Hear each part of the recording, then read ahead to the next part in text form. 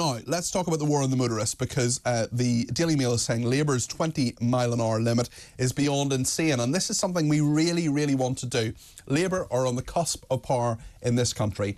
After the next election, all the polls are saying that Keir Starmer's going to be Prime Minister, whether in a minority administration, as part of a coalition, or in a majority. So what would a Labour government look like? And this is a theme we're going to return to again and again on my programmes, because we need to examine this properly. Labour are very good at opposing. You've got great opposers, people like Wes Streeting, people like Angela Rayner, who can say the Tories are awful, the government's dreadful, but this is why they're dreadful. But often we're not told what Labour would do differently.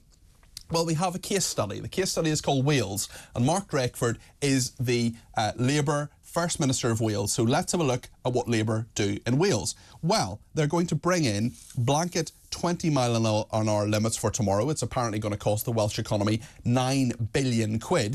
Let's talk to Howard Cox, who is founder of Fair Fuel UK. Howard, it's great to talk to you this morning. Do you agree with the Conservative Party that 20-mile-an-hour limits are beyond insane? Absolutely right, Peter. Good morning to you, and I hope your frog's getting better. One of the things that is really annoying about this is, yet again, anti-driver policies right across the country, and Wales personifies what we're going to get under Labour. And that's the problem at the moment in time, what we're seeing. 20-mile-an-hour limits is absolutely stupid. People are going to be concentrating on the speedometer rather on the road ahead. And it's going to stop people visiting Wales in and out. They won't want to drive around 20 mile an hour, tourists, etc., and businesses, small businesses. It's going to cripple the economy. It's completely and utterly stupid.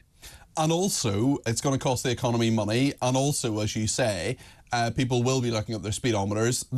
This is really quite interesting in terms of why it's a policy. I mean, what's their argument around it? Why do they're saying, well, they are saying that it would make roads safer, for example, but actually in the fuel economy aspect of this, you know far more about this than I do. You keep a very, very close eye at Fair Fuel UK on what petrol prices are, and we've had a number of people texting in this morning saying, the price of petrol up 10, 20p since July. What's the picture there, Howard, nationally from your perspective? Well, going back to the point about 20 mile an hour, we all want safer roads. We all want those sorts of things to take place, but you don't do it by lowering the speed limit, because actually, as I say, the speed limit, I'm all for 20 mile an hour outside primary schools and those sorts of places. Absolutely, no problem with that. That makes total common sense until people get educated how to walk on the pavements, etc., and all those sorts of things. But one of the things that happens when you've got driving at 20 mile an hour, believe it or not, there's more NOx coming out. Something like 127% more NOx comes out than at 30 mile an hour. So this has all been built back on a net zero journey, and we're going to bring up in a minute the 2030 diesel and petrol ban, etc. This is all ill-informed, misinformed information that what we do and make the drivers' lives really better will help save the planet. It's completely misinformed.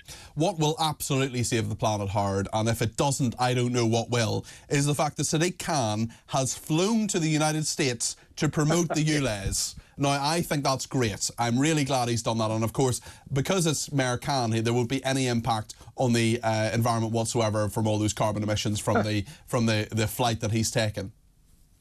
Well, what a hypocrite. It's unbelievable that he's actually taking a jet to go and talk about ULEZ. And that's what he's going there. He's going to talk about how wonderful his plan is regarding hitting motorists, especially poor motorists, low-income families, sole traders. That's what he's going there. And all he's doing is to raise money. As we all know, Transport for London and even the Imperial College have said quite categorically that the ULEZ extension is not going to make any demonstrable difference to the air we breathe. This is hypocrisy on an industrial scale. Steve Tuckwell, Conservative MP for Uxbridge and South Ruislip, just recently elected there, says Mr Khan is a hypocrite. He's ignored all the drivers impacted by his ULEZ disaster expansion, and now he has the goal to jet off 7,000 miles to promote the same scheme. How much air pollution is that going to cause? It's a very fair point. How do you think ULEZ is working in London? Because there are many other aspects of the country. It's not just a London story. There are 9 other parts of the country where there are low traffic neighbourhoods. Manchester has put it on pause. Andy Burnham, the mayor there, is saying, actually, hold on a second, is this going to work? Keir Starmer's done an about turn on it as well. So, I mean, from what you're hearing, Howard, a lot of people get in touch with you about these things. I know you got your finger on the pulse. What is happening with ULEZ? Do you know what, actually, before you answer that question, a friend of mine lives in Bexley in southeast London and lives in a really kind of nice area, nice trees and big houses. you probably wouldn't get a house there for less than £1 million. And she told me that there are 2 ULEZ cameras and they've been sawn down, and that's in a really very middle class area. Well, obviously, I don't condone criminal behaviour, chopping down cameras, etc. But it actually shows how the anger is so palpable at the moment amongst ordinary law-abiding, normal law-abiding citizens. They're fed up with being used as cash cows. There's no need to do this. This is not, we didn't vote for it. It wasn't any manifesto whatsoever. All these sorts of things, we should have had a proper public consultation. And as we know, Sadiq Khan completely ignores public consultations. With the last one, 2 out of 3 were against the ULEZ expansion. But Howard, he got a scientist to say that ULEZ was really good. It's just the fact that the scientist's paper wasn't peer-reviewed and that his institute got nearly £1 million from the Mayor's office. But I'm sure it's completely impartial science, completely reasonable and in no way biased. I detect a bit of sarcasm and cynicism in your voice there, Peter. Never. No, never, ever. I know that. No, it's a complete and utter farce, and we've got to stop this once and for all. And I'm not going to stop until I'm under a lot of daisies. I'm definitely going to keep fighting this because this is manifestly wrong. There are better ways to improve and lower emissions, improve the air quality we breathe, all those sorts of things. We could do it without actually hitting people in the pocket. I just want to ask you, one of our texters has texted and says, what does Howard think about the 20-mile-an-hour rule? May it have something to do with the survivability after being hit by a car? Electric vehicles are much heavier, and therefore if you're struck by one, it must be more likely to cause serious harm or worse. What does Howard think about this? What do you think about that, Howard? Well, it's a good point. I mean, there's electric vehicles are roughly 30% heavier than internal combustion engine vehicles, so it's a valid point. But you don't want to be hit by a car, any vehicle, however it's fueled, 20, 30, 40, whatever the speed. What we need to do is educate people right from primary school.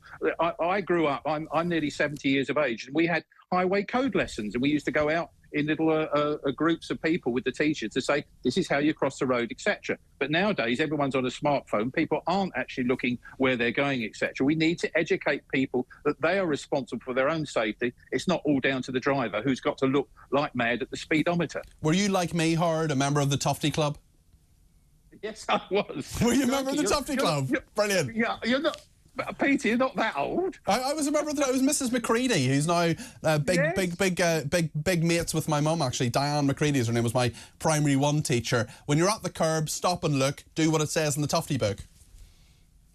Absolutely right, but we got that look left, look right, look left again, and look right again. All those sorts of things. It's common sense, but you watch everything outside schools now. They're all over the place. Yeah. And what with cyclists running like it's like the Wild West, all over the place, on pavements all over the place, etc. We're in a difficult situation. Stop blaming the motorists and stop penalising them all the time. I think you might have a fan in Jane who's been in touch. He says, "Hi Peter, perhaps you can just ban private jets and leave the motorists alone."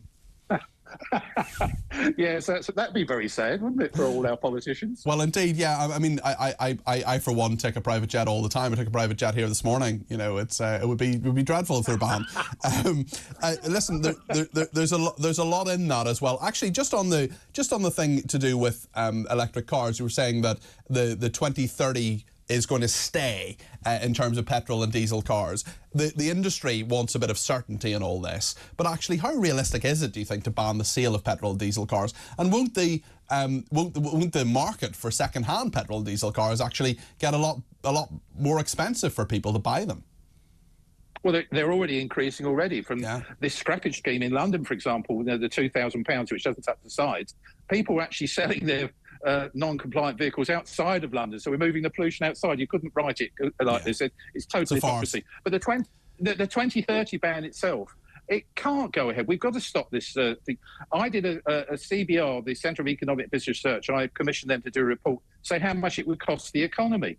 And we're talking about the benefits from the actual environmental benefits for the CBR report to the economy was about 80 billion.